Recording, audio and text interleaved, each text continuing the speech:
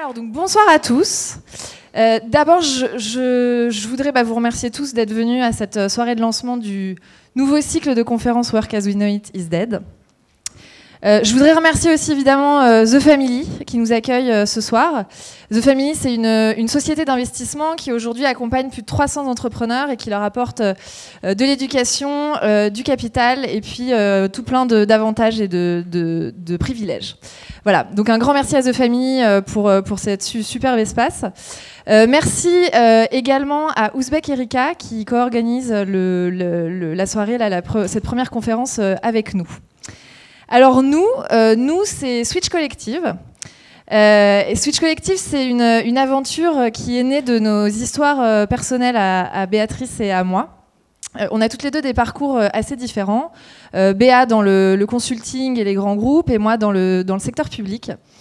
Et on s'est rencontrés il y a 2 ans, et on s'est rendu compte qu'on partageait des réflexions communes depuis un moment. À savoir que en finissant nos études, je s'est posé cette fameuse question que vous êtes peut-être posée vous aussi, le tout ça pour ça.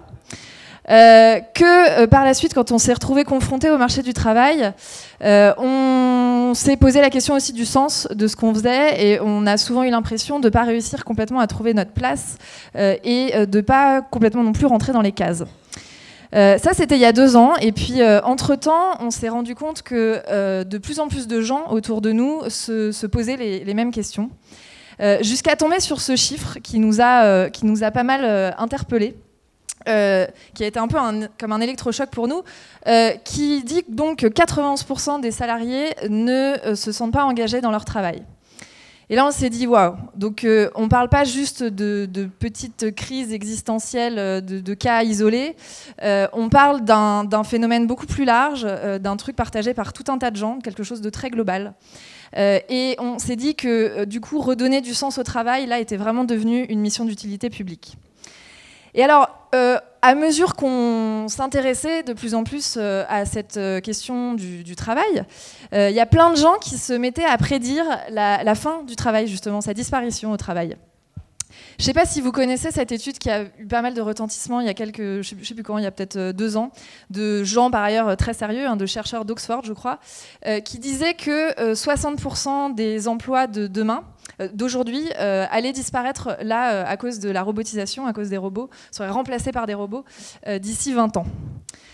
Alors, nous, personnellement, on ne croit pas forcément à la fin du travail, et à la limite, peu importe, parce que de toute façon, les prophéties, les prédictions, c'est pas notre truc.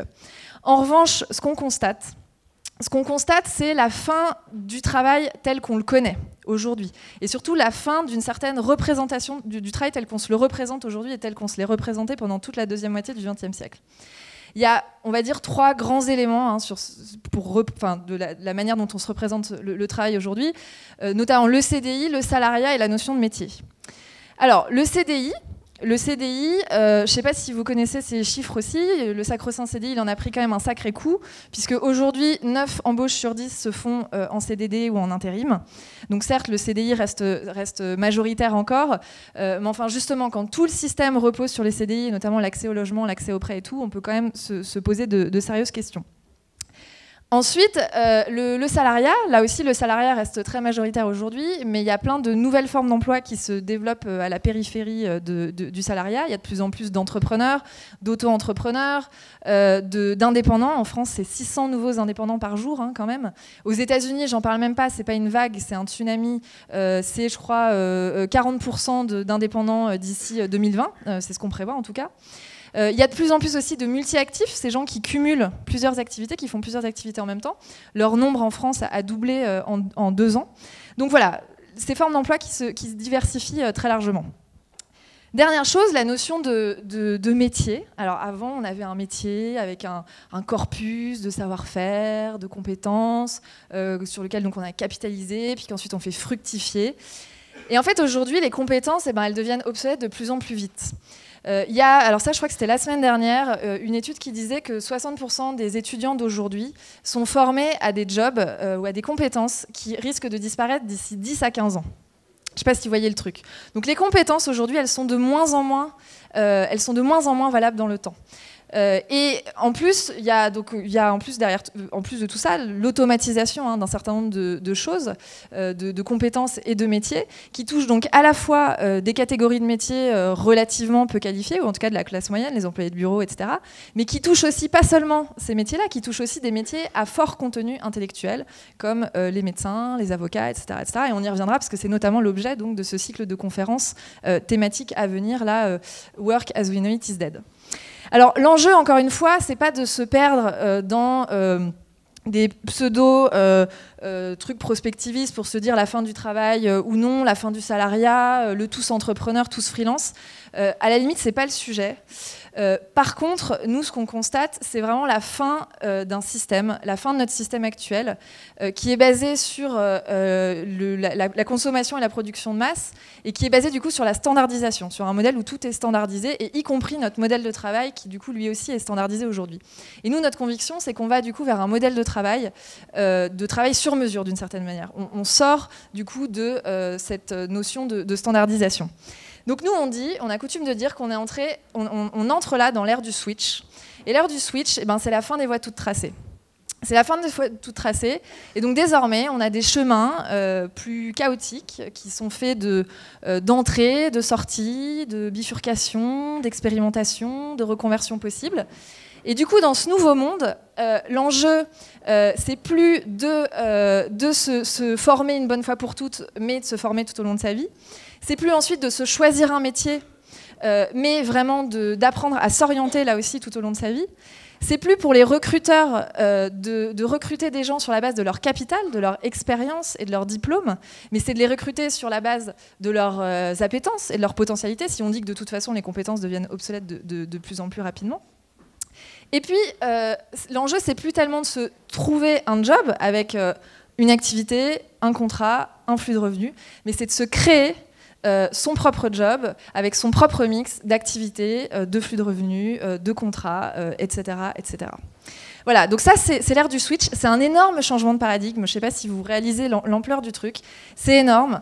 Alors, ça veut dire beaucoup plus de risques, d'incertitudes, de discontinuité. Ça veut dire aussi potentiellement beaucoup plus d'opportunités et d'ouverture. Mais encore faut-il, du coup, pour ça, réunir un certain nombre de qualités qui permettent d'évoluer dans ce nouveau monde, parce que ça n'a rien d'évident du tout. Et donc nous, on considère que savoir switcher, c'est-à-dire savoir inventer, construire, fabriquer son propre parcours, c'est devenu un savoir-faire indispensable dans cette nouvelle ère. Et on ne voudrait surtout pas que ce soit le privilège d'un nombre restreint de gens. Mais du coup, donc, si savoir switcher, c'est indispensable, ce qui est compliqué, c'est justement de savoir comment on fait, en fait. Parce que l'éducation qu'on a reçue, elle nous a modelés pour fitter dans un système qui est l'ancien système. Et donc, on nous a promis un avenir, un diplôme, qu'avec un diplôme, on aurait un avenir assuré et une voie toute tracée. Or, aujourd'hui, tout ça, c'est ce qu'on vient de voir, est complètement en train de s'étioler. Et du coup, là-dessus, il y a deux options possibles. En fait, soit on se voile la face et on se dit qu'on s'accroche à son CDI et on se dit que les politiques, à un moment, arriveront bien à inverser la courbe du chômage. Soit, la deuxième option, on prend la mesure de ce qui est en train de se passer et on se rend compte que les choses sont profondément en train de changer et qu'il faut oser s'aventurer en terre inconnue. Mais même pour les plus téméraires d'entre nous, en fait, c'est loin d'être simple. C'est loin d'être simple parce qu'on ne sait pas par où commencer, parce qu'on ne sait pas sur quoi s'appuyer, on a été éduqués, on nous a appris à viser le meilleur en soi, mais personne ne nous a appris à se poser la question de quel était le meilleur pour soi. Et donc tout ça fait qu'on est complètement pris au dépourvu. On est perdu dans la transition entre l'ancien monde et le nouveau. Du coup, nous, la mission qu'on s'est donnée avec Switch, c'est justement d'apprendre, d'aider à ce changement de mindset et d'apprendre aux gens à switcher. Apprendre aux gens à switcher, évidemment, la première chose qu'on a créés, du coup, c'est des programmes d'éducation. Donc le premier programme qu'on a créé, c'est fait le bilan calmement. L'idée, c'est de fournir un cadre, des repères, des outils, des méthodes pour que les gens apprennent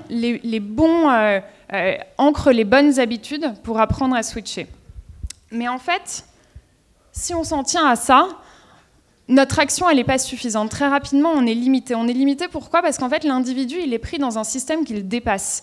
Il est pris, si même lui, à l'échelle individuelle, il a envie, il est motivé, hyper motivé pour changer, pour avancer, en réalité, il y a tout le système autour qui, en fait, le bride et le casse dans son élan. Donc nous, ce qui est très clair, c'est qu'on a envie effectivement d'aider les gens, d'apprendre aux gens à switcher à l'échelle individuelle, mais on a aussi envie d'avoir une action collective et d'agir et de créer un écosystème qui favorise cet état d'esprit, ce switch. Donc c'est pour ça qu'en fait, l'écosystème qu'on veut créer, il s'appuie sur une communauté qui rassemble toutes les personnes qui ont ces mêmes convictions, ces mêmes aspirations, cette envie de changement, de switcher. C'est aussi du contenu, parce que concrètement, aujourd'hui, en France, il y a très peu de contenu sur le sujet, et donc du coup, on a envie d'avoir du contenu qui soit pluridisciplinaire, qui soit varié, qui soit concret, qui aide vraiment les gens, et pour justement savoir comment est-ce qu'on fait à switcher. Et la troisième dimension, c'est aussi des événements, pour pouvoir se rencontrer, discuter, échanger. Et puis, comme ce soir, c'est aussi interroger notre rapport au travail, donc lancer un cycle de conférences pour réfléchir ensemble sur notre rapport au travail, quelles sont les transformations qui sont en train de se jouer et quelles conséquences ça a. Notre approche par rapport à ce cycle de conférences, c'est pas, comme disait Clara, de prophétiser ce que sera le futur du travail. L'approche, c'est vraiment de prendre un angle très concret, très pragmatique, donc par métier, et de voir en fait comment chacun de ces métiers va se transformer, est en train déjà de se transformer et quelles conséquences ça a à moyen et à long terme. Donc on va aborder une dizaine de métiers, il y en aura certainement d'autres ensuite, mais on va commencer par le consultant. Je suis ancienne consultante, donc ça me parle beaucoup. Le journaliste, l'avocat, le marketeur, le commercial, le DRH, le médecin aussi, le banquier, le prof, l'artiste. On a pris des métiers traditionnels qui sont profondément ancrés pour vous montrer en fait que ça touche tout le monde. En fait. La transformation du travail, on a tendance à se dire que l'automatisation, la robotisation, c'est que pour les emplois les moins qualifiés. C'est pas vrai du tout. 90% des diagnostics à horizon de 10 ans seront effectués par des robots. Ça ne veut pas du tout dire que le métier de médecin va disparaître, ça veut juste dire qu'il va complètement être transformé. Et ça, c'est très important d'en avoir conscience. Du coup, ce soir, c'est une conférence un peu spéciale. On n'aborde pas un métier, ça va être la conférence introductive pour lancer ce cycle. Donc, on a voulu dresser un tableau de comment est-ce que notre rapport au travail est en train de changer, comment l'interroger, montrer comment est-ce qu'il est aussi très contextualisé, comment est-ce que c'est une construction sociale qui, du coup, se déconstruit et ouvre le champ des possibles à de nouvelles constructions pour demain. Je laisse la parole à Mickaël, qui est sociologue de l'imaginaire et qui va venir vous parler de tout ça.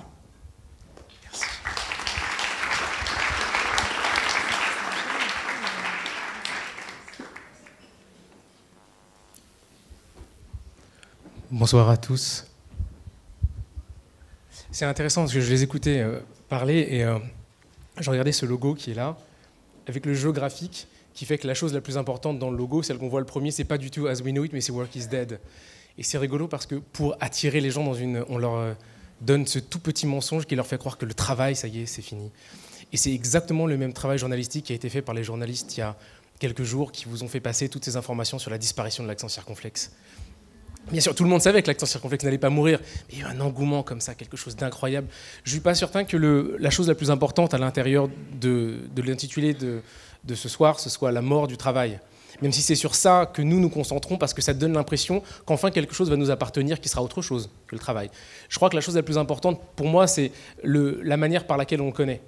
C'est-à-dire la transformation d'une habitude, c'est-à-dire une construction culturelle et la manière par laquelle quelque chose de nouveau va apparaître et dans laquelle peut-être on va pouvoir trouver sa place. Clara et Béatrice l'ont dit, je m'appelle Mickaël Dandrieux, je suis Je suis sociologue. Je pense qu'on est 8, à mon avis, encore dans le monde. Et dont 7 sans utilité, dont moi. Et j'ai eu la chance de faire partie, il y a 10 ans, de la constitution d'un institut d'études qui s'appelle Eranos et qui fait de la sociologie de l'imaginaire. J'ai aussi des attributions de direction d'une revue qui est un honneur, puisque c'est une revue qui a été fondée en 88 et j'étais encore un enfant lorsqu'elle a été fondée. Maintenant, la véritable question, avant qu'on commence de parler de choses sérieuses, c'est à quoi ça sert un sociologue? C'est une question que ma mère me demande souvent. Ça sert à répondre à cette question éventuelle et à laquelle chacun d'entre nous est confronté lorsqu'on sort de chez nous. Le fait qu'il y a eu plus de transformations dans les, disons, 30, 40 dernières années que dans les 100 années qui les ont précédées. Alors il y a un mot, c'est comme le travail s'est terminé et c'est la fin de l'accent circonflexe, ça s'appelle l'accélération de l'histoire. Donc je vous rassure, l'histoire ne s'accélère pas. Néanmoins, c'est catchy, du coup on a envie d'écouter le sociologue qui parle après, donc il y a une accélération de l'histoire. Et cette accélération de l'histoire, elle transforme l'ensemble des corps du métier, dont un, et qui est la sociologie. La question de la sociologie, c'est comment être un bon contemporain. Essayer de comprendre le monde dans lequel on vit et d'essayer de rendre aux gens qui l'habitent des manières de faire et des méthodes pour le vivre aussi, de la meilleure manière possible. Donc ce qu'on a fait, c'est l'une des personnes qui faisait partie de mon jury de thèse dirige un laboratoire au MIT à Boston. Et on lui a posé la question de savoir quelles sont traditionnellement les méthodes de la sociologie. Vous les connaissez, les méthodes de la socio, pour ceux qui en ont fait un petit peu à l'école. C'est le papier et les crayons. C'est des grilles exclusives dans lesquelles vous êtes un homme ou une femme, le recensement. Un homme ou une femme autre, il n'y a pas. Bon, alors un homme ou une femme. Et on suit les gens dans leur vie quotidienne, et puis il y a une question que le grand maître sociologue va poser aux gens qui l'accompagnent, qui sont des petits sociologues, et qui va être quels sont les comportements des gens qui vont fumer de marijuana, comme dans la grande étude de Becker, ou les musiciens de jazz, etc. Et puis on va cocher des cases en disant ils se voient de temps en temps, et puis ils se voient le soir, et puis ils se voient à 8 heures, et puis ils boivent tel truc, pas tel truc. Et puis à la fin de la collecte d'informations, le petit sociologue va remettre son papier au grand sociologue, et puis il rentre chez lui, il prend le métro, il monte l'ascenseur, il croise sa voisine, il ferme la porte, il fait l'amour à sa femme, il se lève le lendemain matin, il regarde derrière des paquets de céréales, tout le monde fait ça, et puis il repart, il retrouve le grand sociologue, il prend le papier et le crayon, et il va réétudier son phénomène social. Le seul problème de cette méthode, c'est qu'on n'a pas de sociologie du métro, on n'a pas de sociologie du palier de porte, sociologie de la voisine, sociologie de l'amour à la femme, sociologie du paquet de céréales. Tout ça, c'est escamoté parce que la méthode de la sociologie ne permet pas nécessairement de prendre acte de cette chose qui est fondamentale et qui est la vie quotidienne. Donc ce qu'on a fait, c'est qu'on a monté des applications et puis on a envoyé des gens de par le monde en leur demandant la question qui devrait être la seule et qui inquiète le sociologue, c'est mais qu'est-ce qui se passe ? Qu'est-ce qui se passe à Tokyo ? Vous pouvez voir Ronan, l'un des consultants qui travaille avec nous, jeune docteur de l'université Paris-Descartes, qui fait une très belle thèse sur la violence et la mémoire. Lorsque une société comme Pasona, qui était une société de conseil traditionnelle, a transformé l'ensemble de son activité après avoir passé ses bureaux en ferme urbaine. Du coup, vous voyez, ça c'est dans le hall d'entrée, j'étais avec lui, il y a des concombres qui poussent, éventuellement. Et puis l'ensemble des espaces de récréation sont des petites riseraies, et puis des rizières, et puis il y a des tomates dans les salles de bureau. Donc ils ont saturé l'oxygène, les salles de réunion en oxygène, donc les gens travaillent mieux. Du coup, les gens sont venus le voir, non pas pour leur qualité de consultant traditionnel, mais pour savoir comment vous avez fait pour faire pousser ces trucs partout.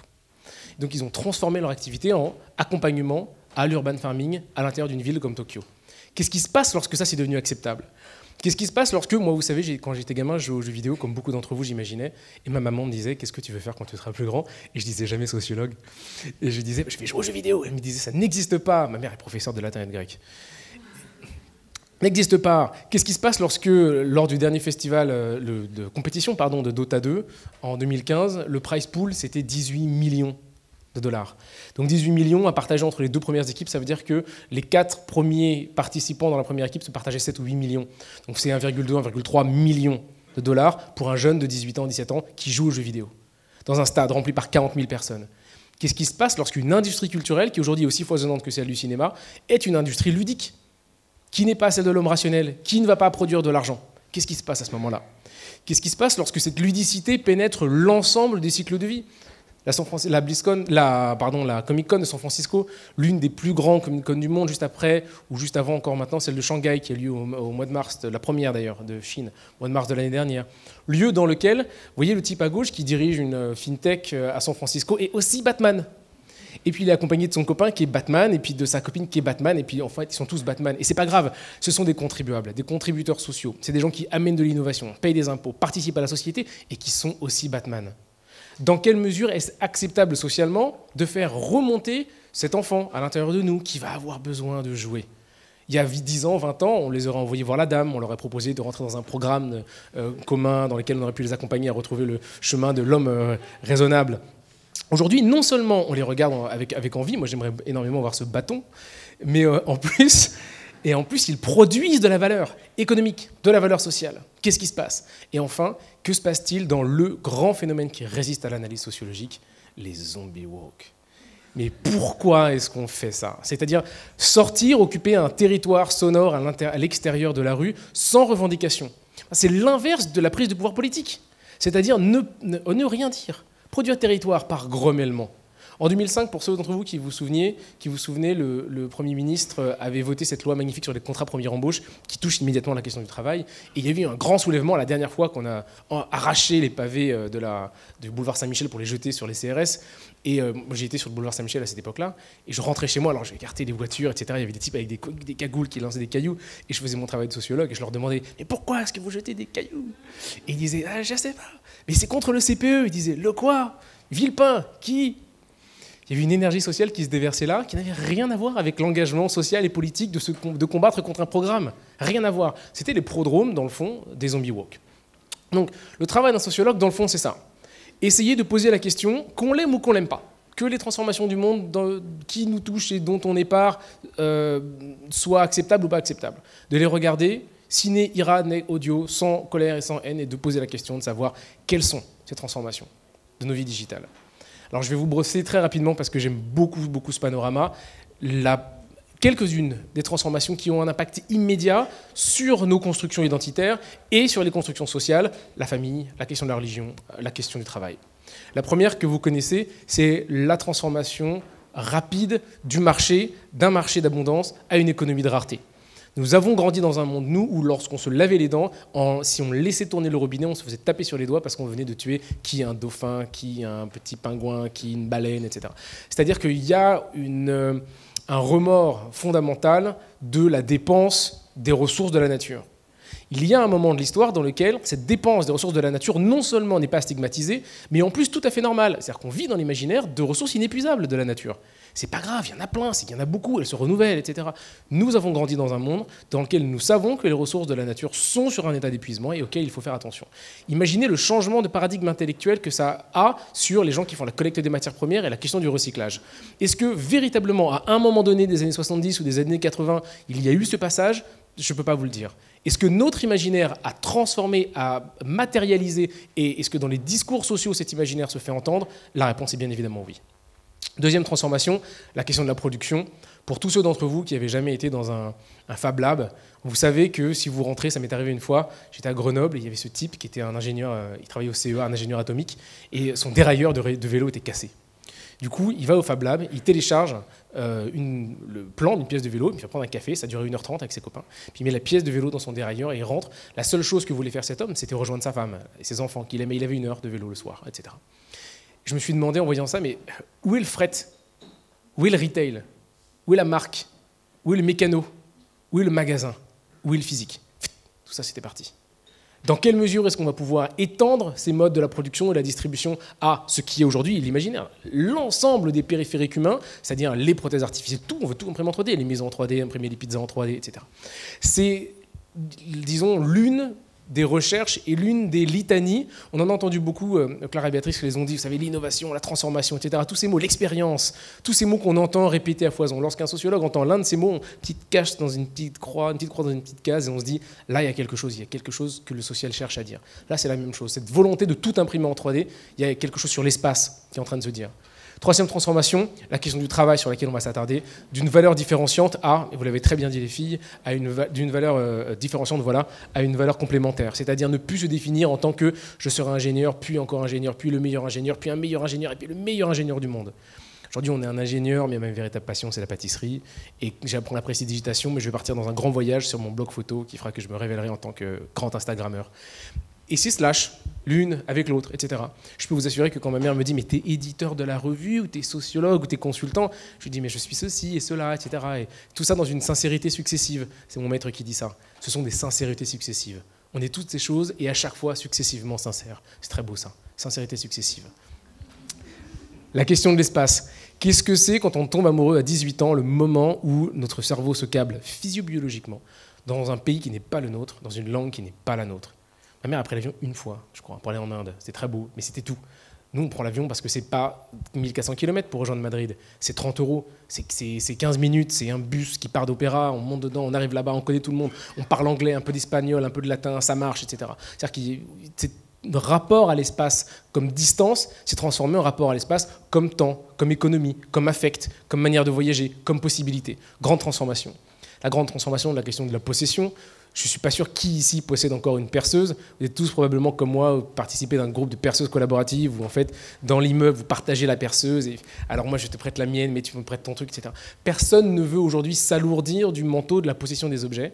Et ce qu'on cherche peut être la seule chose et se constituer comme une surface de transit. Au travers de nous va passer la voiture, la perceuse, le machin, l'énergie, etc. Se produire du transit au lieu de produire du trésor. Quand je raconte ça aux banquiers, je peux vous dire qu'ils ne sont pas contents. Transformation du savoir, ce très beau rapport de l'UNDP, de Francesco Mancini de 2012, dont l'une des premières phrases dans le premier paragraphe a fait une espèce de carton à sa parution, qui était qu'on a produit plus de données en 2012 que dans l'ensemble de l'histoire de l'humanité, et parce que le rythme de production de l'humanité double, plus que double en chaque année, nous avons plus produit de données en 2013 que dans l'ensemble de l'histoire de l'humanité, 2012 y compris, et 2014, etc. etc. C'est vertigineux. Qui choisit? Qui garde? Qui conserve? Qui transforme? Grande transformation de la donnée, grande transformation de l'éducation. J'ai quelques charges de cours un petit peu de temps en temps, et à chaque fois que je rentre dans une pièce, il y a 5 ans, je rentrais et je m'offusquais du fait que les gens ouvraient leurs ordinateurs. Aujourd'hui, quand quelqu'un n'ouvre pas son ordinateur, je m'inquiète s'il écoute. Parce que lorsque vous ouvrez votre ordinateur, et que je dis, mais vous savez, quand Jung est mort en 1961, etc., les gens regardent sur Internet, ils disent, ah non, pas du tout, monsieur, c'est pas la bonne date.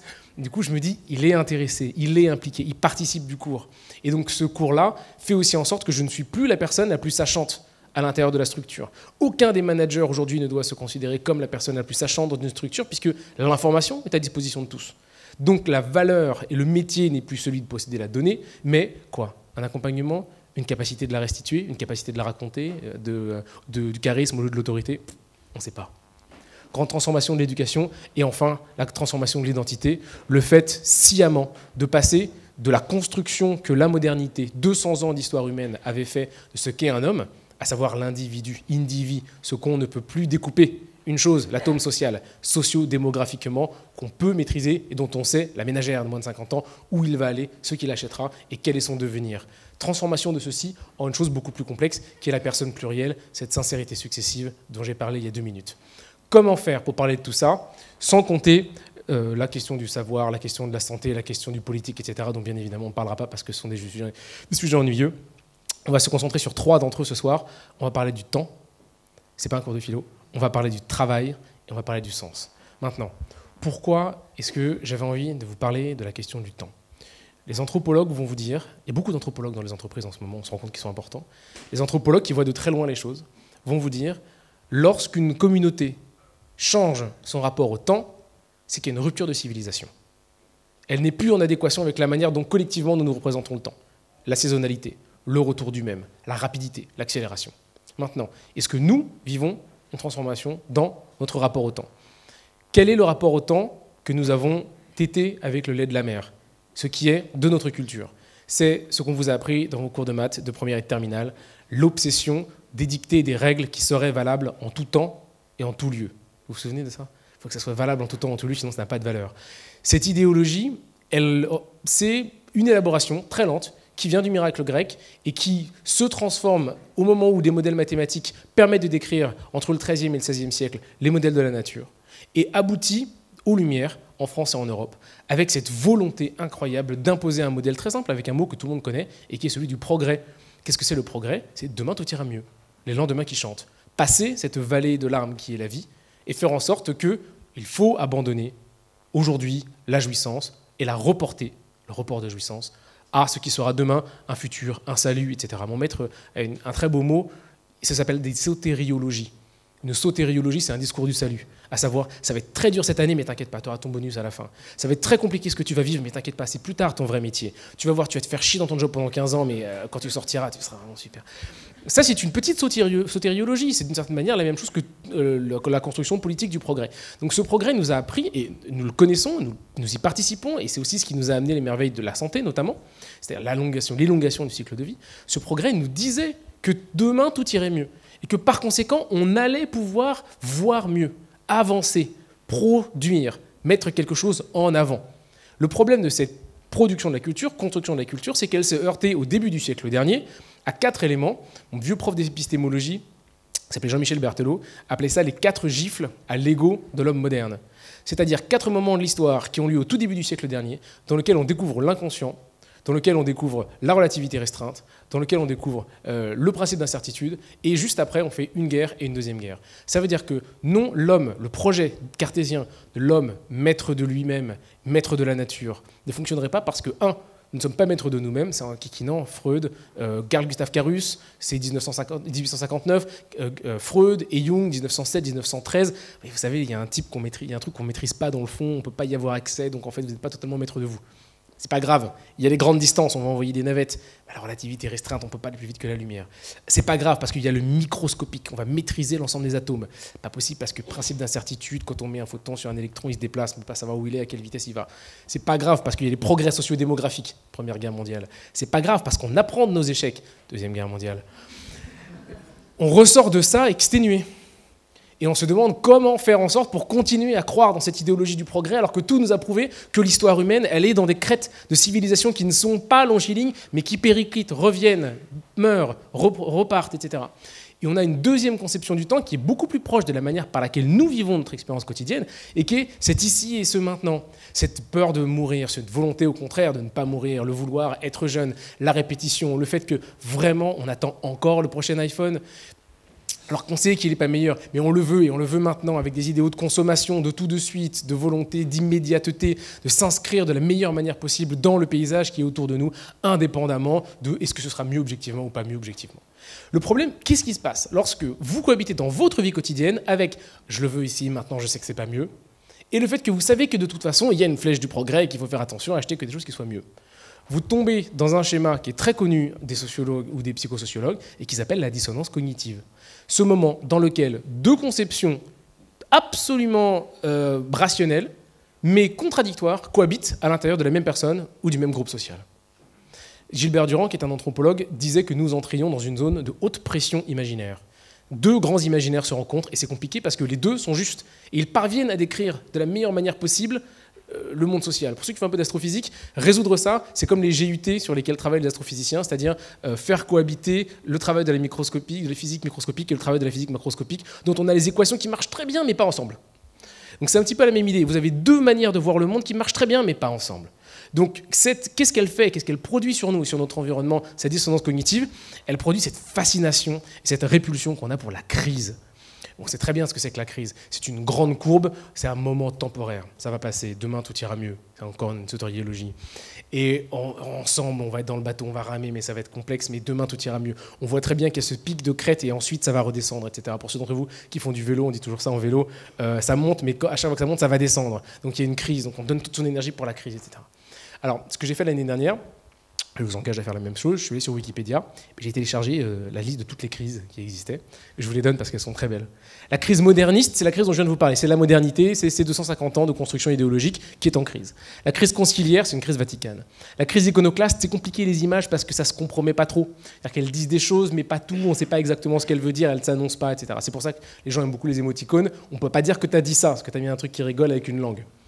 La crise existentielle, c'est dur de vivre. La crise d'angoisse, c'est tellement dur de vivre que du coup on a peur. La crise d'adolescence, c'est dur d'être jeune.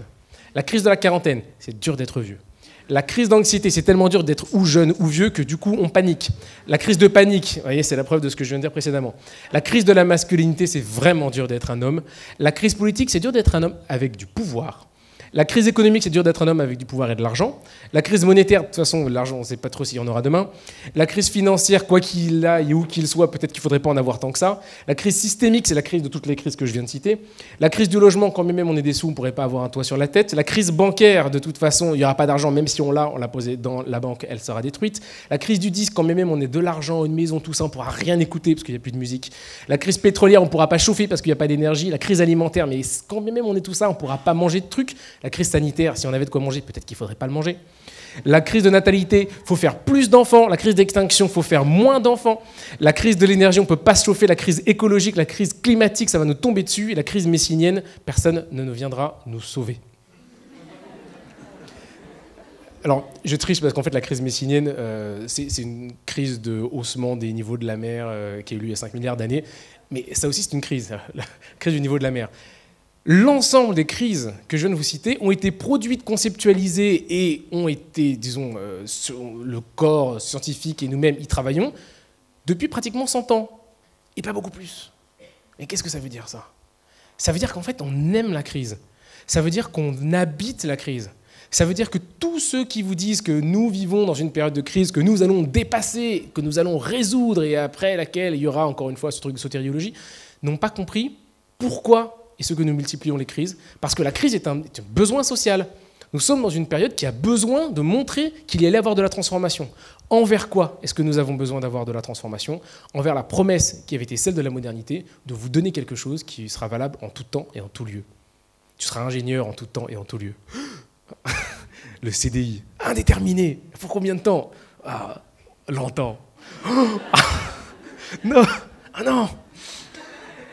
Réagir contre ça, produire du mouvement, on produit de la crise. Ok, c'est vraiment super, mais n'importe quoi, mais pas ça. Pas le bronze dans lequel on va couler ma vie, ma sociodémographie, me connaître, etc. Il faut comprendre ça de manière très simple. Le principe du social, c'est d'échapper à être dit. Quand vous êtes avec des gens, vous savez très bien, c'est un exemple très bête, c'est pas du tout scientifique, mais quand quelqu'un vous dit « je t'amène une soirée ce soir, je vais te présenter quelqu'un, tu vas l'adorer, vous vous ressemblez beaucoup ». On dit oui, mais on a envie de le comme ça. Parce qu'on ne veut pas rencontrer quelque chose qui soit à l'identique. Et d'ailleurs, dans toutes les traditions mortifères, le fetch, par exemple, en Écosse, c'est l'une des figures mythologiques qui vient vous amener, vous tirer dans les bas-fonds, donc vous amener à la mort, c'est la figure de l'identité. C'est quelque chose qui est comme vous. Donc il y a dans l'identité la perception de la mort. La modernité, vous avez promis l'identité. La crise, les mutations de l'époque sont notre réponse sociale à la promesse de l'identité, et c'est notre manière de dire que nous le refusons. Si vous avez compris ça, vous avez tout compris. Et la raison pour laquelle je vous parle du temps, c'est parce que c'est la clé de décryptage de l'ensemble des moments dans lesquels vous, dans votre vie quotidienne, vous dites « c'est impossible que la politique, aujourd'hui, ait pour possibilité la représentation du peuple américain par un mec comme Donald Trump ». Je ne peux pas l'accepter. À ce moment-là, vous appelez le sociologue qui, très calmement, va vous dire « neutralité axiologique, c'est un phénomène social. En conséquence de quoi, que vous l'aimiez ou que vous ne l'aimiez pas, il y a quelque chose qui se dit. Est-ce que ça veut dire que Donald Trump n'est pas la personne que vous pensez qu'il est, ou est-ce que vous avez une fausse idée de la politique ?» Et là, vous allez dire « non, moi je sais ce que c'est que la politique !» Et là, je vais vous dire « non, peut-être que la politique a changé. Peut-être qu'on ne parle pas de la même politique. Peut-être que le peuple américain ne parle pas de la même politique que vous. » Et là, vous êtes obligé de vous poser la question de savoir qu'est-ce qui se passe. Ce travail que vous venez de faire là sur la question du temps a eu un impact sur deux choses dont on va parler maintenant. La première, la question du travail, justement, et ensuite la question du sens.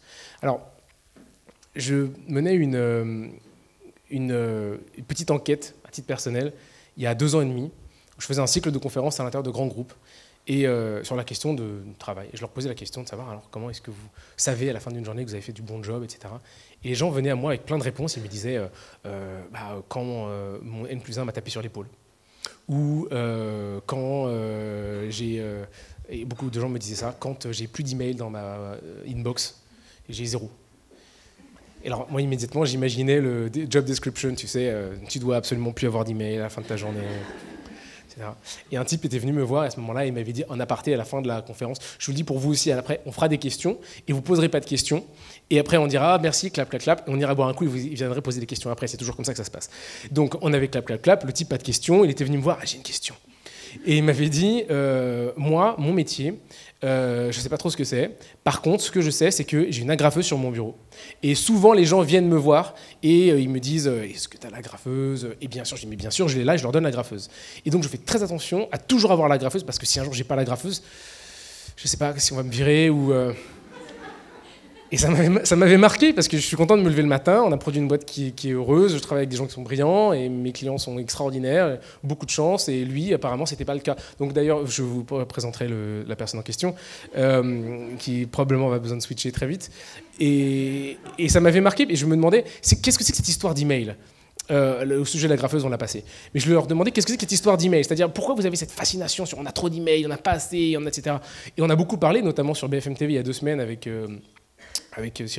Benoît Thiolin, du CNN, de est-ce que c'est la technologie de l'email en elle-même qui oppresse nos manières de travailler, parce qu'une grande manière d'exprimer son mécontentement du travail, c'est de le mettre sur le dos des technologies, ou est-ce que ce sont nos usages des technologies qui ne nous rendent pas heureux à l'intérieur du travail? C'est-à-dire, est-ce qu'il n'y a pas une génération de transition, les 20, 30, 40, etc., qui ne savent juste pas utiliser de nouvelles technologies, font n'importe quoi, envoient des emails pour ci, pour ça, mélangent tout, et qui du coup ont réussi à transformer ou à rendre inhabitable la vie à ceux-là même qui doivent vivre dedans, c'est-à-dire nous, uniquement avec les techniques, qui produisent de la technophobie, de la peur du téléphone portable, du décrochage, etc., des burn-out.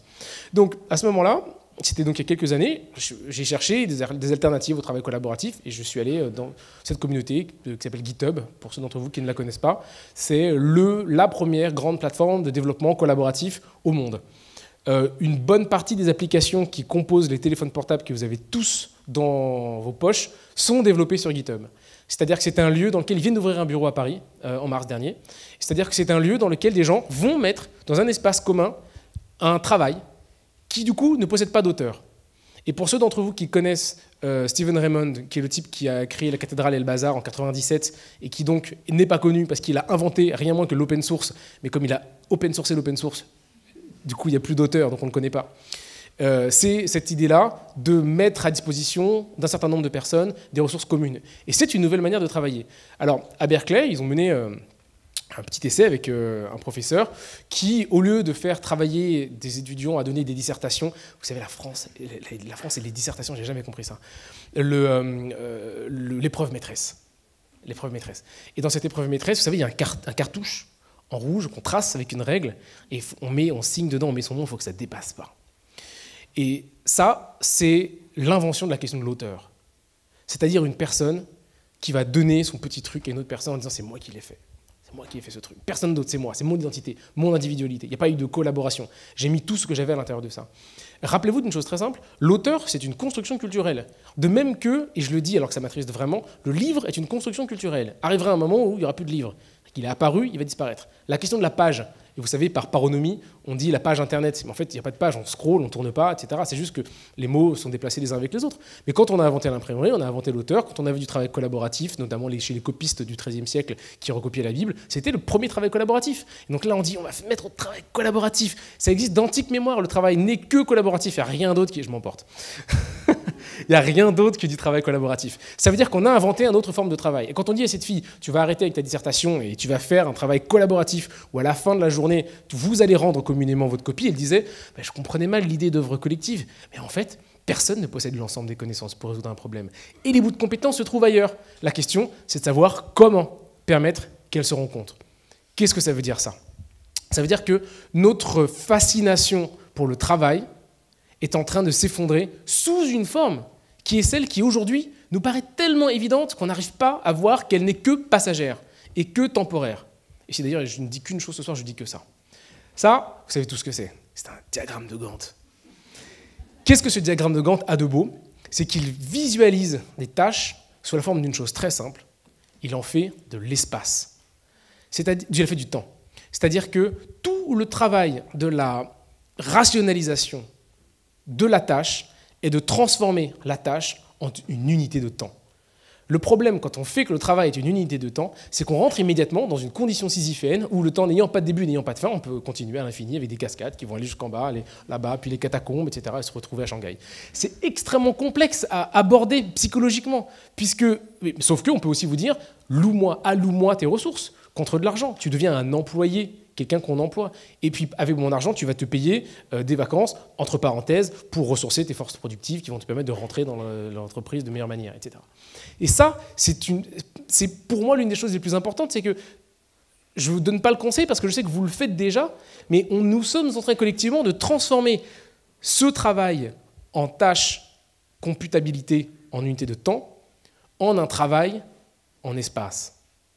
Et ça, c'est pour moi l'une des choses les plus extraordinaires qui est en train de se passer autour de nous. Ce n'est pas une chose nouvelle. Elle existe d'antique mémoire et dans toutes les civilisations. Vous cessez de considérer une tâche comme du temps, vous commencez à considérer une tâche comme de l'espace, et immédiatement vous permettez que d'autres personnes viennent collaborer à cette tâche, entrent dans cette tâche, participent à cette tâche, viennent habiter dans cette tâche. Et en produisant de l'habitabilité de la tâche, en produisant de l'habitabilité du travail, vous permettez d'étendre, d'augmenter la collectivité. Et ça, c'est quand vous rentrez dans une entreprise, une grande entreprise, et qu'il a besoin d'avoir des outils pour évaluer votre performance, votre performativité, vos bonus à la fin de l'année, il va immédiatement voir combien d'heures vous avez passé pour quel type de performance et quel type de rendement. C'est une manière parmi beaucoup d'autres de considérer le travail. Malheureusement, c'est une manière que nous n'arrivons pas à imaginer comme étant transitoire, et nous pensons, et je vous expliquerai après pourquoi, que c'est la seule manière de faire. Les gens de chez GitHub ont une phrase qui est pour moi absolument extraordinaire. Ils ont des t-shirts comme ça dessus et ils l'arborent fièrement. Ils disent « Est-ce que tu dupliqueras mon travail si je m'implique ?» Pour ceux d'entre vous qui parlent un peu anglais, vous comprendrez qu'il y a un jeu de mots quand on dit la phrase vite. C'est-à-dire, est-ce que me feras-tu l'amour si je participe à la relation? Et dans le fond, c'est ça. Et dans le vocabulaire du travail collaboratif, forquer, ça veut dire produire une altération sur un travail en train d'être fait. C'est-à-dire que je vais écrire quelque chose, je le mets dans un repository, qui est donc un tiers-lieu qui ne m'appartient pas, mais qui appartient à la collectivité, et une personne va prendre ce que j'ai fait, le dupliquer et faire des altérations. Et moi, je vais revoir son travail et dire que c'est mieux, moins bien, et puis on va remélanger, ça s'appelle un merge. On va merger le travail, puis on va les redispatcher, etc. Donc ce n'est pas du tout une œuvre linéaire avec cette petite ligne de Gantt telle qu'elle se produit, mais au contraire une œuvre de réseau dans laquelle un certain nombre d'acteurs vont pouvoir rentrer et sortir et amener chacun s'ils considèrent être bon pour eux.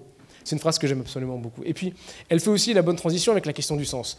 La question du sens, dans le fond, elle revient, si je reviens à mon obnubilation qui avait été celle d'il y a 2 ans et demi, j'allais voir ces gens, je leur demandais, mais alors, qu'est-ce qui fait qu'à la fin de la journée, vous pensez que vous avez été efficace? Est-ce que vous pouvez me définir ce que c'est que l'efficacité? Alors, ils me redisaient le truc, mon N+1, plus d'emails dans ma boîte aux lettres, plus rien à faire, je me sens bien, etc. Il y a un psychosociologue américain, qui s'appelle Dan Ariely, pour ceux d'entre vous qui le connaissent. Il a atteint la notoriété en 2013 parce qu'il a fait un TED qui est très intéressant, auquel je vous renvoie, qui a mené une expérience de psychosociologie. Psychosociologie, sociologie des petits groupes. Et dans cette expérience, il se posait la question de savoir qu'est-ce qui fait qu'on est efficace. Alors, je vais vous donner le contexte parce qu'il me semble qu'il est intéressant. L'un de ses étudiants vient le voir et il lui dit Dan, je suis déprimé. Alors Dan lui fait « Ah bon, pourquoi ?» L'étudiant lui dit « J'ai travaillé pendant X semaines sur un document de fusion-acquisition et je l'ai rendu à mon prof. Et mon prof m'a dit « Écoute, ton document est remarquable, mais la FUSAC est annulée. » Alors Dan Ariely dit « Je ne comprends pas, pourquoi est-ce que tu dis ça? Enfin, je veux dire, comment définissez-vous que vous avez fait du bon travail? Ton N+1 t'a dit que c'était remarquable, tu dois avoir un avancement, la prochaine sera toi qui l'auras. » Et le type lui dit « Non, parce que je voulais que mon action ait un impact sur le monde qui m'entoure. » Dan Ariely retourne à sa table de travail, il se dit « On va monter une petite expérience de psychosociologie pour savoir pourquoi les gens travaillent. » Et il demande à un groupe de personnes qu'il invite sur la table « Si je vous donne $5, est-ce que vous construiriez un Bionicle, ces robots Lego? » Et la personne dit « Ah bah oui, bien sûr, $5, c'est bien, c'est l'heure de déjeuner, je m'en servais pour m'acheter un sandwich. » Construisez le Bionicle. Est-ce que pour $2,50, vous construiriez un deuxième Bionicle? La personne, pourquoi pas? À ce moment-là, Dan Ariely prend le premier robot, et pendant que la personne construit le deuxième robot, il dépiote pièce à pièce le premier robot devant la personne avec un sourire narquois. Le deuxième robot construit. Dan Ariely. Est-ce que pour $1,25, 75, 15, 12, tu construis un troisième robot? La personne, on l'envisage. $1, 70 cents, 50 cents, etc. Et il regarde quand les gens s'arrêtent. Première modalité de l'expérience. Deuxième modalité de l'expérience. $5, construire un robot. Oui, bien sûr, construire le robot. Dan Ariely prend le robot, il le met sur le coin de la table. $2,50 construire un robot. Bien sûr, on prend le deuxième robot, il le met à côté, il les fait se parler, il fait un peu comme ça, c'est-à-dire qu'il les fait jouer les uns avec l'autre. $1,25, etc., 50 centimes, puis construire un robot, et puis à un moment donné, il y en a un qui sur un pont-levis, et puis il y en a un autre qui lui serre la main, et puis ils ont des voitures, et puis ils se battent, et puis il y a des factions, c'est un match de foot, et la personne construit compulsivement des robots, et Dan Ariely est là, je peux plus diviser, donc 1 centime, oui, encore un, t'as encore des robots, c'est l'heure d'y aller, non, encore un robot, parce que là, il en manque un qui est en train de faire le guet, sinon il va se faire attaquer par le... Donc, bien évidemment, c'est évident, si vous donnez de la considération au travail que vous faites, ou si on vous donne de la considération, si on donne de la considération au travail que vous faites, c'est évident que vous allez travailler plus. Ça, c'est la première conclusion de l'étude. Et on s'y attendait. Mais il y a une chose très fine qu'avait fait Dan Ariely. Il avait posé la question précédemment, à votre avis, combien de ces robots vous construiriez ? 1, 2, 3, 4, 5. Les gens avaient dit 5 comme ça, 3 comme ça, bien sûr, j'en construirais plus 6. En réalité, les gens se sont pris au jeu et ont construit beaucoup plus de robots que prévu. Qu'est-ce que ça veut dire ? Ça veut dire que nous sous-estimons fondamentalement la raison pour laquelle nous travaillons. Nous sous-estimons à quel point il est crucial pour nous que notre travail ait de l'importance pour les autres. Si je vous demande pourquoi vous bossez, vous allez me dire inbox 0, N+1, machin, capital social, reconnaissance, etc. Ce n'est pas du tout la raison pour laquelle vous allez au bureau, vous vous asseyez sur la chaise et vous faites votre truc. Très simplement. C'est pas ça. Vous dites ce que vous pensez que je veux entendre. Vous allez piocher dans un stock de connaissances qui est à votre disposition la réponse que le sociologue va vous demander. En réalité, la raison profonde pour laquelle vous travaillez, c'est pour entrer en relation avec des gens. Et ça veut dire une chose très simple. Quand on pose la question « Pourquoi est-ce qu'on travaille ?», vous avez toutes sortes de réponses, et la seule qui n'est jamais citée, c'est la réponse de l'anthropologue.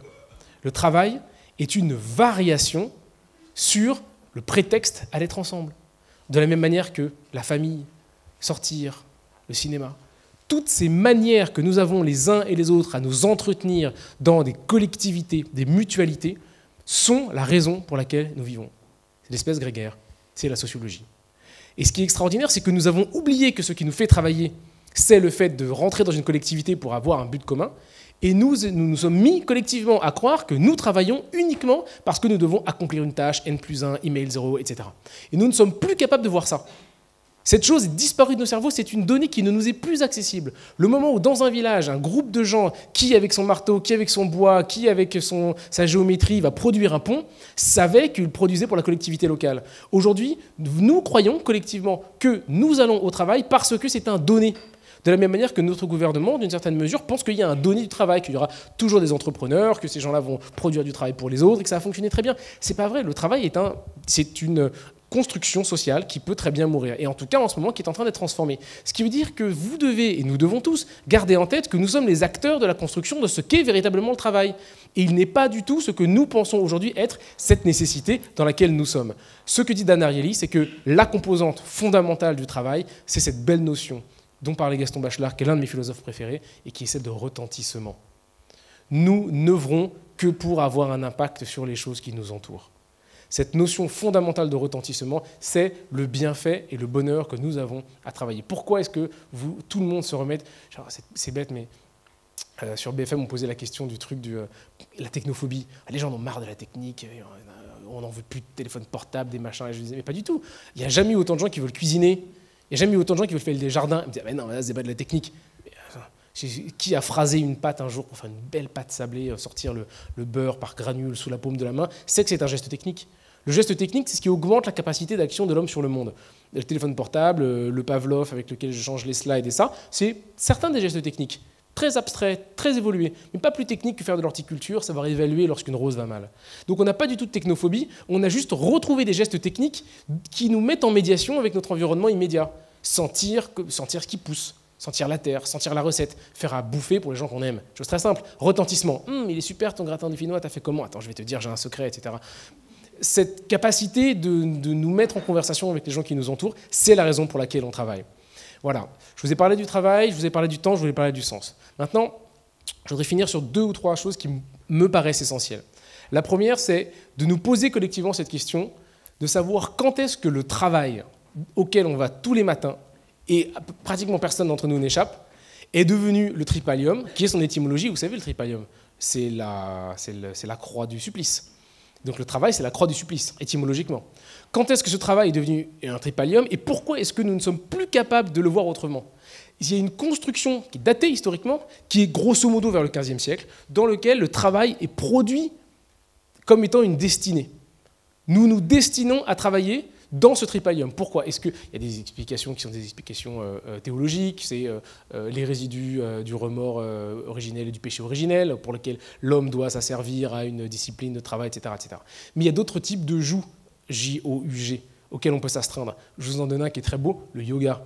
Le yoga, c'est un joug, étymologiquement. Ce n'est pas du travail.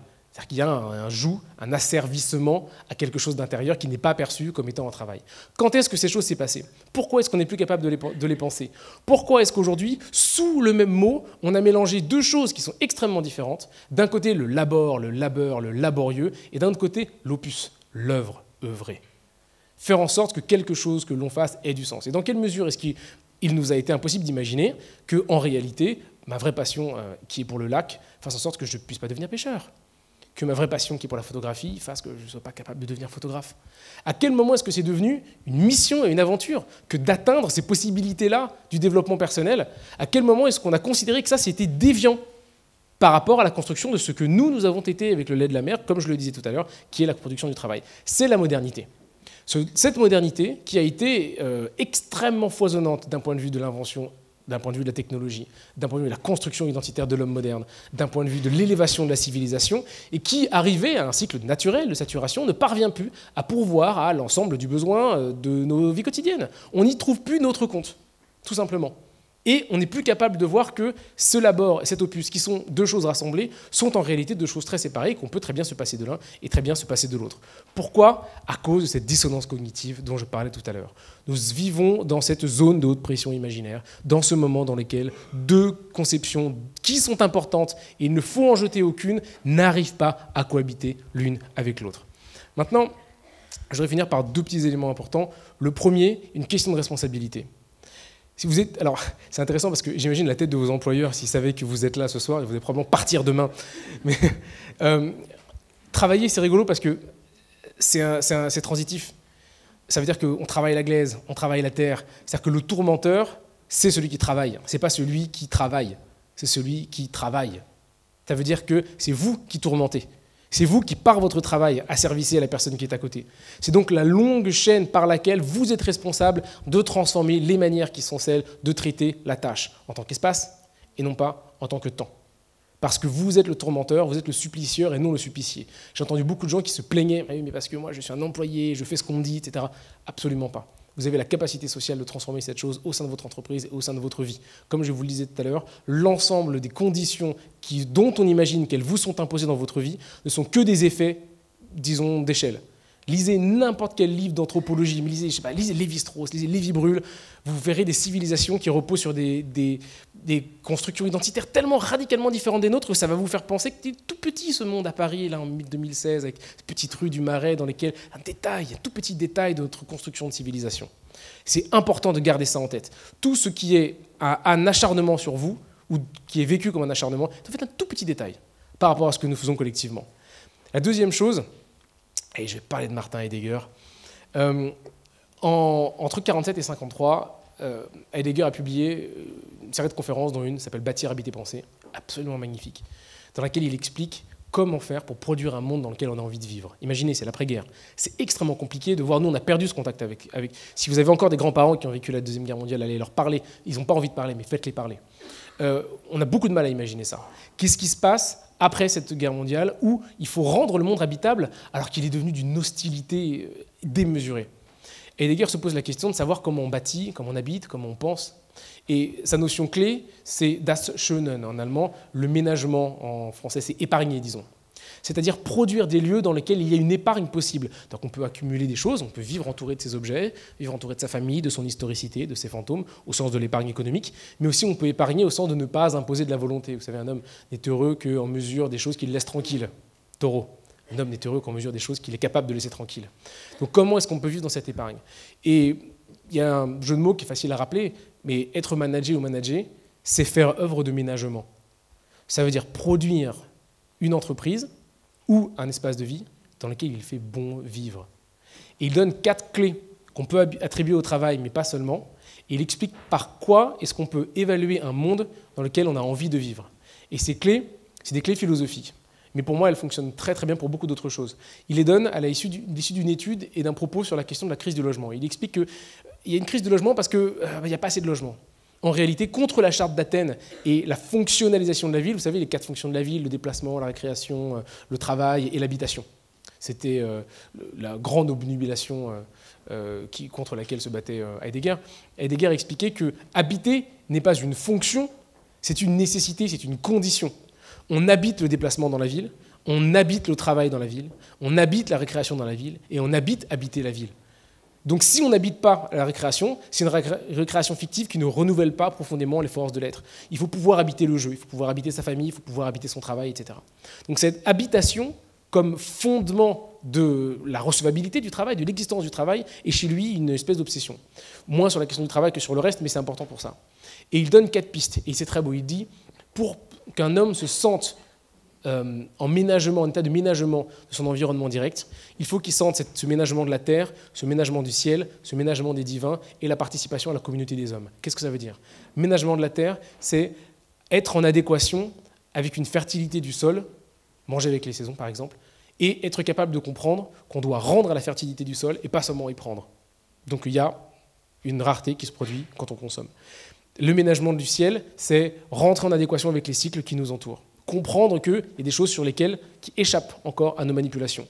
Le ménagement des divins, c'est uniquement accepter qu'il y a quelque chose qui nous dépasse, que vous y croyez pas, un truc, une mystique, du Dieu, quoi que ce soit. Il y a du Dieu, il dit ça, die Göttlichen. Il y a du divin, il y a un truc qui est plus grand que nous quelque part et qui nous dépasse. Et enfin, l'appartenance à la communauté des hommes, ça veut juste dire, vous faites votre chemin, vous mourrez, n'y courez pas, vous mourrez, ne repoussez pas le truc non plus. Donc acceptez que ce que vous faites a un impact dans votre vie. C'est pas je vais au travail aujourd'hui pour voir ce qui se passe, c'est vous allez au travail entièrement, intégralement avec ce que vous êtes en tant que personne qui va mourir. Memento mori. Et du coup, ça met de la gravité sur toutes les choses que par ailleurs on ne serait pas capable d'accepter. Qu'est-ce que ça veut dire tout ça? Ça veut dire une chose, qui pour moi est la chose la plus importante.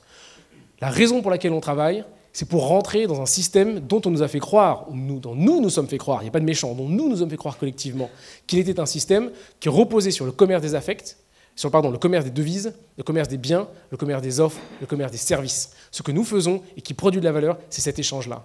En réalité, il ne faut jamais oublier que ces choses, le commerce des devises, le commerce des biens, le commerce des services, le commerce de l'offre, ce sont un moment historique, un produit dérivé de quelque chose de bien plus ancien dont je parlais tout à l'heure, et qui est la seule raison pour laquelle nous sommes ensemble, et dans votre travail, et ce soir quand vous rentrez chez vous, et ce soir ensemble à Switch Collective, et qui est le commerce des affects. Je vous remercie.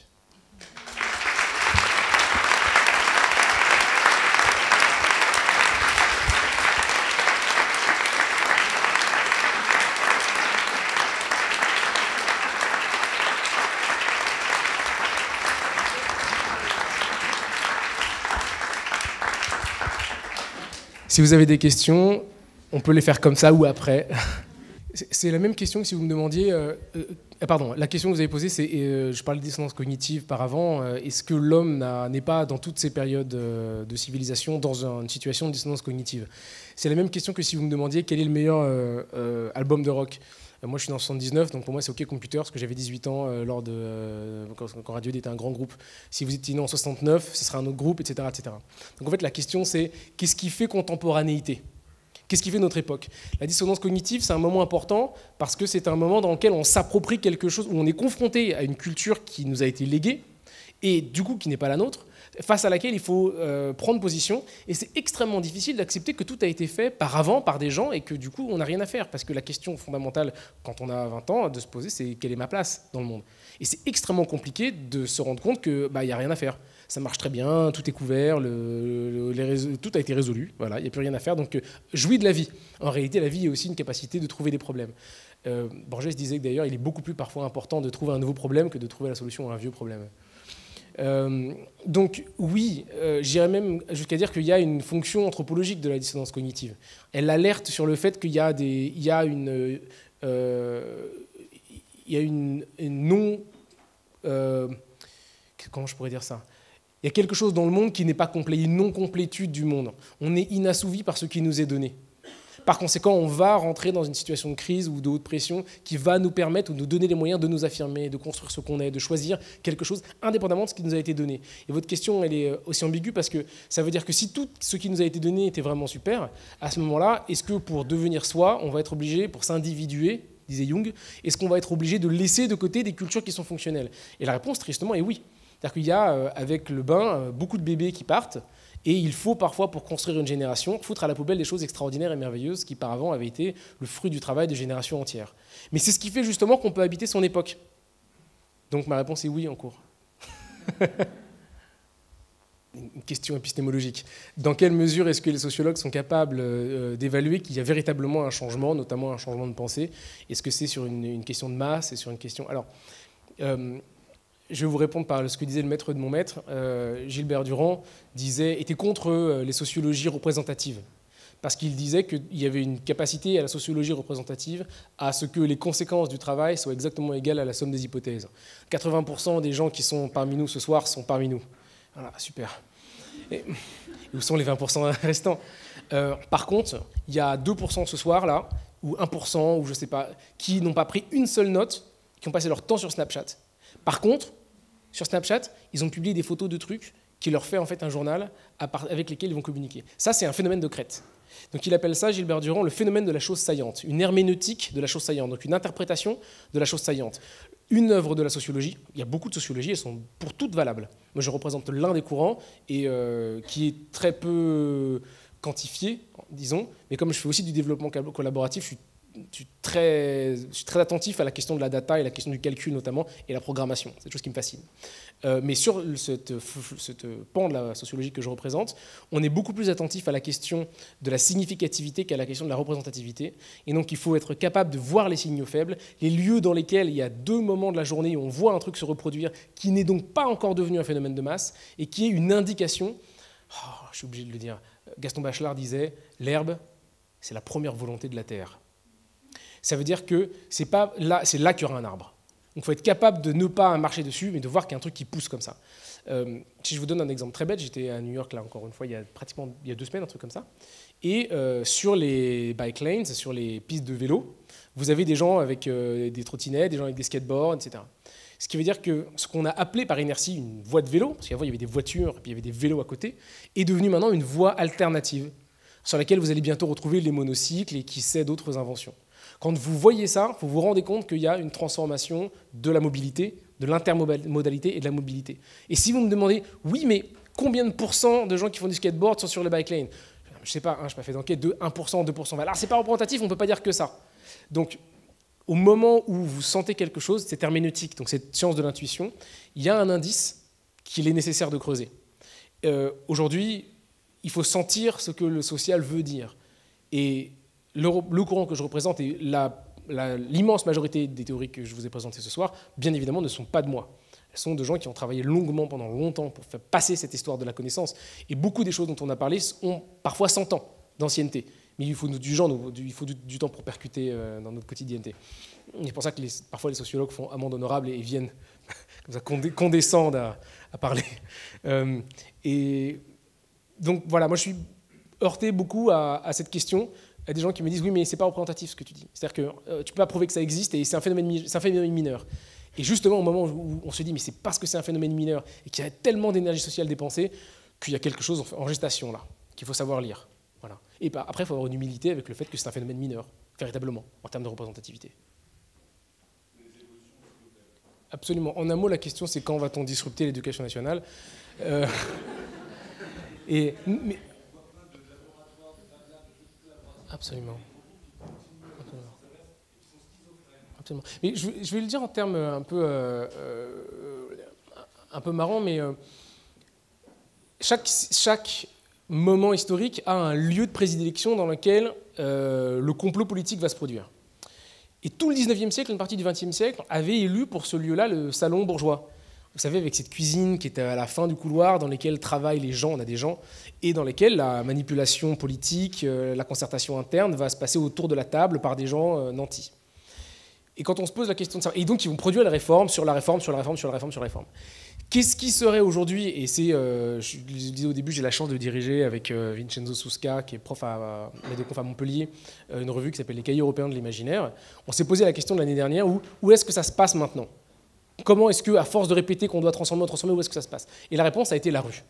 Il y a des places publiques sur lesquelles des gens vont faire exactement comme ce qu'on est en train de faire là, des débats qui peuvent avoir autant d'importance que les débats politiques, alors qu'on n'y parle pas de politique.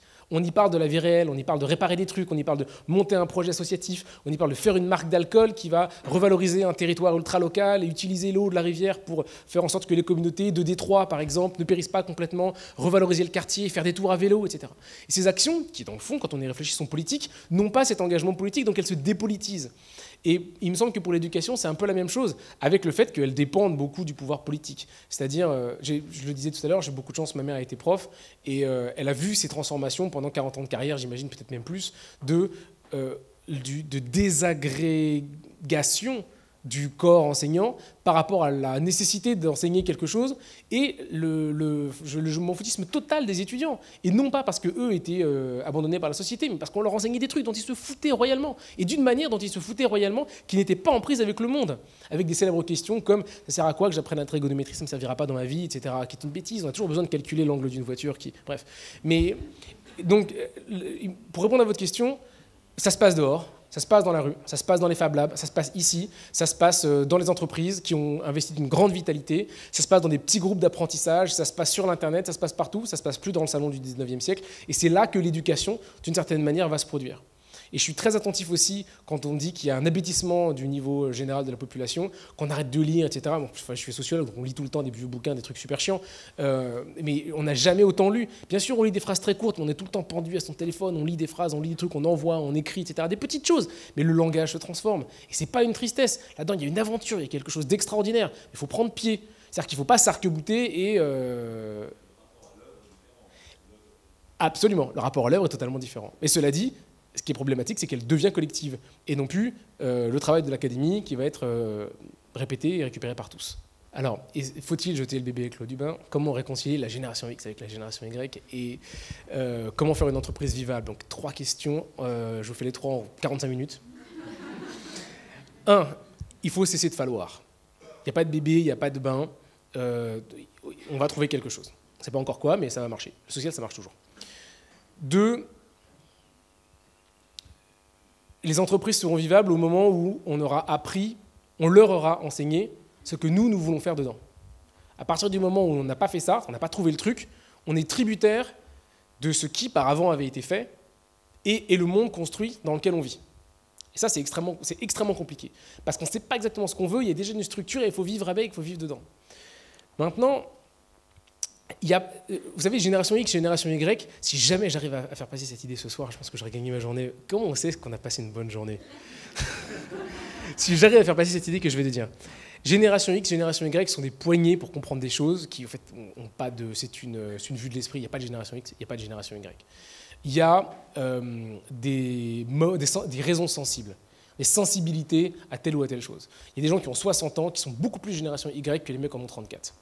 Il y a des gens qui ne veulent pas mourir et qui ont 70 ans, 80 ans et qui juste ne vont pas partir. Ce n'est pas leur truc. Ils ne vont pas vers la mort. Au contraire, ils ont encore plein de trucs à faire, ils réinvestissent, ils font de l'aventure capitale, etc. Donc, c'est pour ça que je m'oppose à cette idée de génération, pour 2 raisons. 1, pour une raison de computabilité. Quand on aura fait la génération Z, d'ailleurs, je pense que quelqu'un l'a probablement fait, on fait quoi après? On est bloqué, il n'y a plus de lettres dans l'alphabet. Donc en fait, c'est un truc qui a une eschatologie extrêmement courte et on va être là dépossédé de cette invention dans quelques semaines. Donc ça, je pense qu'il faut arrêter.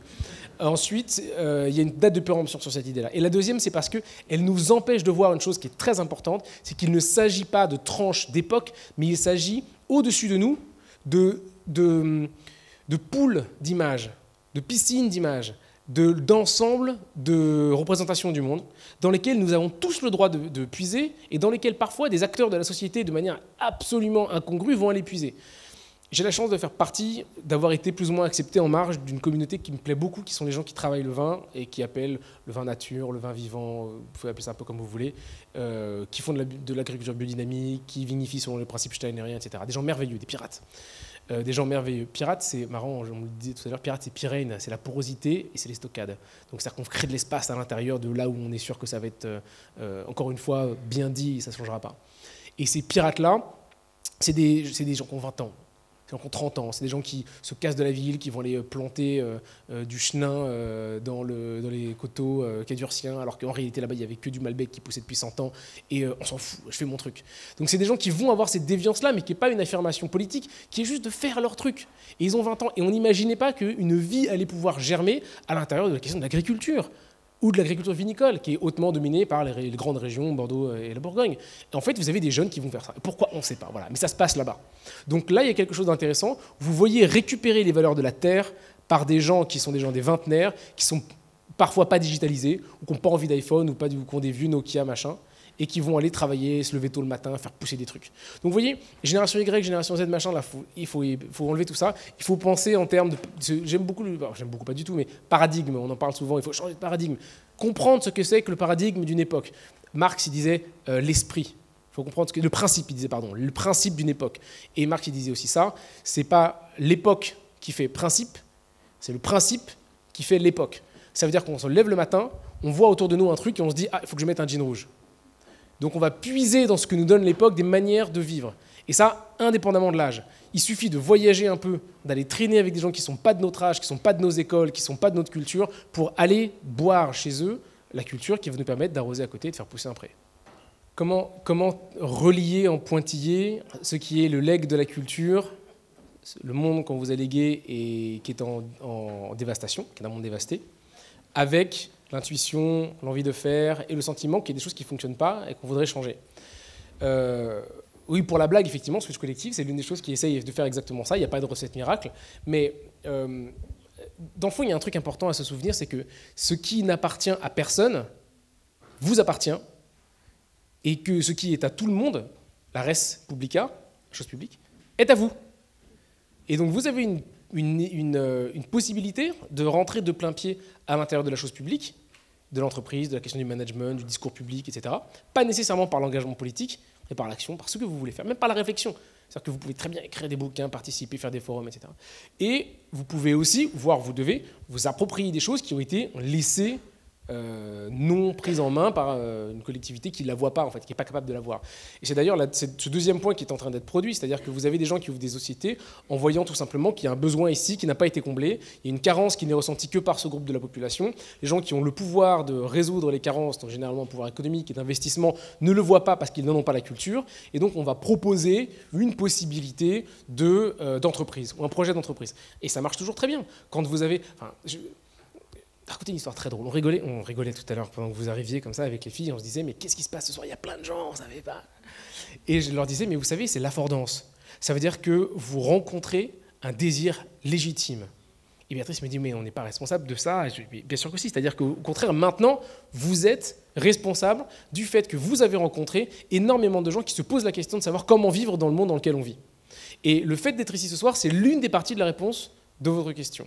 C'est-à-dire faire groupe et faire corps, échanger, discuter pour changer le monde. De manière très simple, de toute façon, ce que vous voulez faire va devenir le monde dans lequel vous allez vivre par translation démographique, par translation d'âge. Votre conception et votre culture de l'entreprise sera la norme dans 30 ans.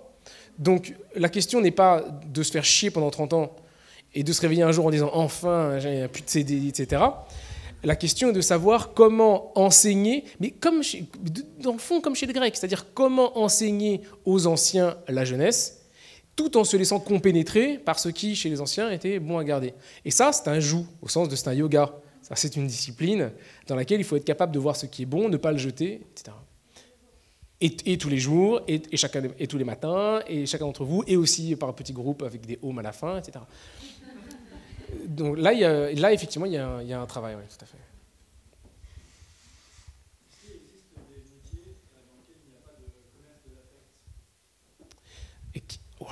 Existe-t-il des métiers dans lesquels il n'y a pas de commerce de l'affect? Alors, si vous demandiez la question à pas le sociologue, moi, il y en a que je déteste vraiment.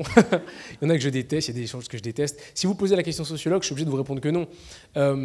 C'est un truc très simple, le commerce des affects. C'est pourquoi est-ce qu'on entre en commerce les uns avec les autres? Il y a chez Durkheim et Marcel Mauss, tout au début du siècle dernier, une étude extraordinaire sur l'esprit de la chose donnée. C'est dans des communautés, dans des tribus en l'occurrence, chez les Maoris, une manière d'échange dans lesquels il y a une économie qui est une économie symbolique, à savoir, aujourd'hui, si je vous dois 5 parce que j'ai acheté 5 euros de je sais pas quoi, je vous donne un billet 5. On sait que c'est 5 parce qu'il y a une banque centrale qui a dit c'est 5. Il y a un moment où, par symbole, Sumbolon, c'est un jeton de terre cuite, on évalue ensemble quelle est la valeur de ce qui va nous relier l'un avec l'autre. Donc je te dois quoi? Je sais pas, tu m'as accueilli un soir quand il faisait je sais pas, pas beau, quand il y avait un orage, et puis dans 2 ans, je reviendrai passer te voir et tu auras besoin de moi pour te guérir et je te donnerai un onguent quiteux, etc. Donc c'est nous qui évaluons constamment la capacité de se mettre en dette ou de se mettre en crédit vis-à-vis des autres. Le Ho, chez les Maoris, H-A-O, l'esprit de la chose donnée est un élément culturel qui montre que les gens entrent en relation les uns avec les autres en utilisant l'argent, par exemple, mais aussi l'échange d'offres et de services, uniquement pour passer des choses. L'esprit de la chose donnée. Je te donne quelque chose, je te donne aussi le sacrifice de te donner le truc. Je ne te donne pas que le truc. Je te donne, je ne sais pas, ce coquillage, je te donne aussi le fait que j'ai été le chercher, qu'il était dangereux, qu'il y avait ma vie, et ça le charge magiquement. Pour ceux d'entre vous qui ont fait une cérémonie du thé, c'est difficile de dire si le thé est meilleur, mais il est meilleur. Et la dame, elle a mis quoi dedans? Toute l'attention du monde pour toi, pour toi, pour toi, pour toi, pour toi. Il y a un vocatif tellement fort, elle s'adresse à toi et uniquement à toi pour te montrer que tu comptes. Donc, là, ça, c'est la raison pour laquelle on entre en commerce. Il y a des métiers dans lesquels cette dimension du commerce des affects a été totalement escamotée, notamment tous les métiers qui sont des métiers de chaîne, dans lesquels on a une visibilité extrêmement réduite sur un poste de travail extrêmement réduit, avec des responsabilités extrêmement réduites, et ces métiers produisent, et d'ailleurs Adam Smith le disait très bien, une personne qui vivrait dans cette construction sociale et identitaire vivrait une vie désabusée. Il faudrait que je vérifie mes références. C'est pas désabusé, c'est un autre mot. Une vie triste, un truc désenchanté, quelque chose comme ça. Il dit un mot triste. Et on le sait. Et par ailleurs, sans vouloir reprendre de tristes affaires, mais il y a des gens qui se suicident de ça. De ne pas être capable de trouver dans leur travail quelque chose qui est quoi que ce soit d'humain. Donc, est-ce qu'il existe des métiers dans lesquels on privé le travailleur du commerce des affects? Oui. Est-ce que c'est tenable? Non, puisque la raison pour laquelle on le fait, c'est pour entrer en commerce des affects. Et donc, ça produit de la tristesse et du désenchantement. Et c'est d'ailleurs l'une des choses qui est à la base de cette très belle expression de Weber du début du siècle dernier, où il parle de démagification du monde. C'est-à-dire d'une œuvre par laquelle le savant et le politique sont parvenus à tout expliquer et à rendre triste, démagifier, écraser, ratiociner le monde aux gens qui l'habitent, qui sont nous. C'est super, on sait ce qui va venir, tout est plat, il y a une notion pratiquement militaire. On a expliqué, on a enlevé les plis, on peut voir très loin. Par contre, on ne sait pas exactement comment réenchanter, comment créer de la touffeur, créer du baroque, créer de l'énergie, etc. Donc oui, il y a des métiers qui ont été expliqués, non, ils ne sont pas vivables.